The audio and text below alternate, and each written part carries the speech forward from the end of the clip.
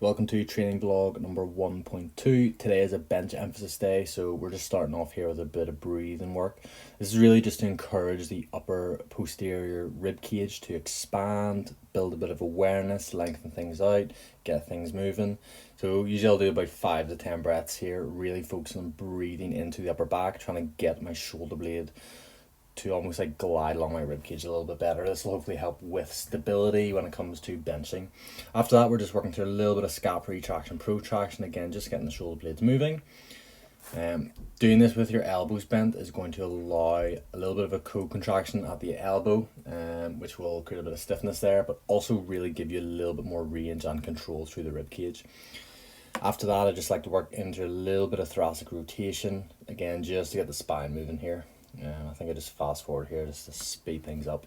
I really just flew through the warm-up today. Wasn't really in the mood to train, to be honest, and had plenty to do. So had about 10 reps each side.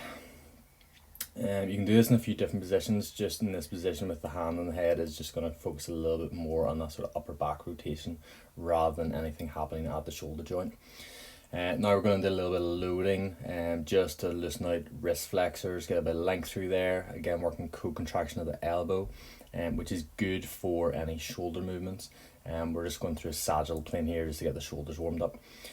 After that, we're going into a little bit of lat activation work. So here I'm working on a little bit of a row, but really focusing on side flexing, depressing, retracting the scapula, because that's really the position we're trying to emphasize whenever we're benching. Whenever you're benching for powerlifting, you want to get a lot of lat engagement, especially if you have longer arms. If your elbow drops below your body in a bench, then generally that's the point where your lats start to kick in from a bench press. So if you're a taller lifter, you probably want to get those lats switched on for any pressing movements, especially if you're going into a large arch.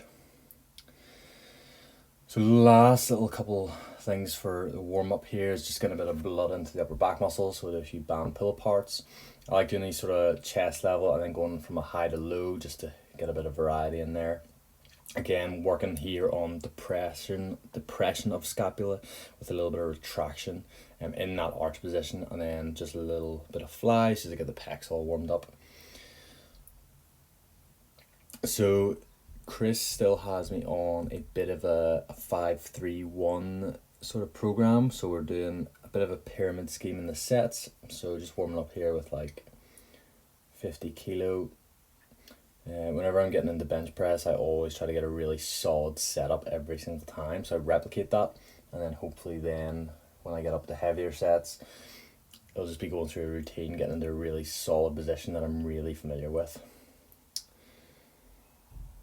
You'll probably notice it's the same thing every time. So here we're up to about 80 kilo and about 68 reps here.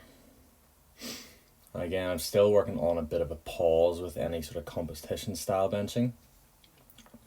I've been working on trying not to sink into my chest as much and pausing just at my chest so I don't have to work in that extra range. So I think this is my last warm up set with 100 kilo. I think I just did a couple of reps here. And then after this, going into my first working set. So the first working set, we're hitting a set of 5. I think it's about 75% thereabouts. And I'm currently working off a 1 rep max of about 140. So this should be about 105 for a set of 5. And something I should probably work on here is getting the feet a little bit firmer on the floor. You can see in the second/third rep, sort of wiggled my foot about a wee bit.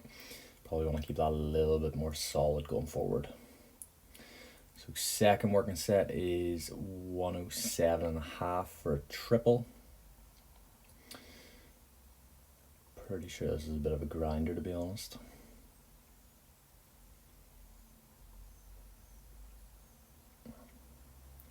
And then the final set here is just a single with 115. Considering how the 107 moved, this actually felt really quick. Starting to get a lot more comfortable with the heavier weights in bench. Bench is something I used to hate. I used to always love my squats and deadlifts and hate any upper body training. So this last year has hopefully built that up a good bit.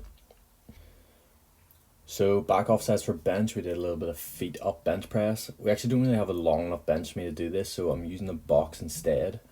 For this, I'm trying not to drive through my feet too much, but I'm still trying to keep a bit of an arch to replicate the same sort of pattern I'll be using in my actual bench press sets. So I think we did about 4 sets of 6 at an RPE 8 today.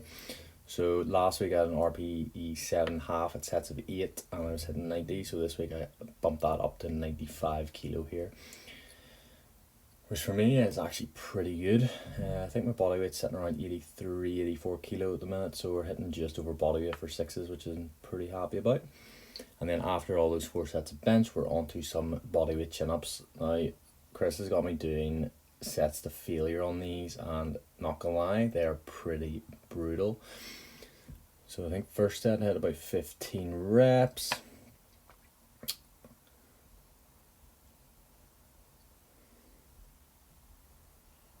And this is actually more of a movement I train for strength rather than banging the reps out to failure, but we're on a bit more of a hypertrophy block at the minute, hitting a bit higher volume in some lifts, so nice to mix it up a wee bit.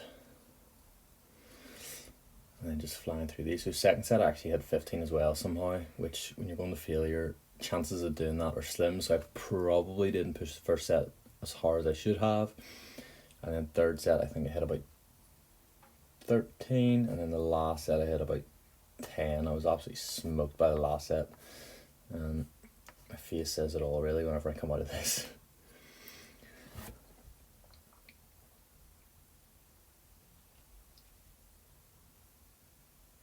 Yeah, a bit more volume in this day. Last 2 exercises all we did was a standing dumbbell press. I don't generally like going too heavy on any sort of dumbbell press. Really just focusing on not letting my rib cage elevate too much, which seems to be my sort of compensatory pattern, if I was to call it that. Where I'm trying to arch my lower back to help me press it. So something I've been working on is keeping the ribs down in the front and preventing that elevation. It does make it a whole lot harder in the shoulders. And to finish off, we hit up some face pulls.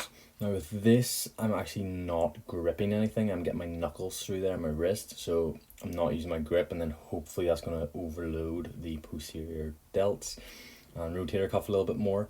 Again, with this, I'm trying my best not to elevate my rib cage, but you can see as I pull back, I do get a little bit of that, but intent going forward is probably not increasing the load and working more on that rotation and less elevation of rib cage. So that's pretty much my training vlog at 1.2. So next time I think it's a recovery / bodybuilding type day, so stay tuned for that next week.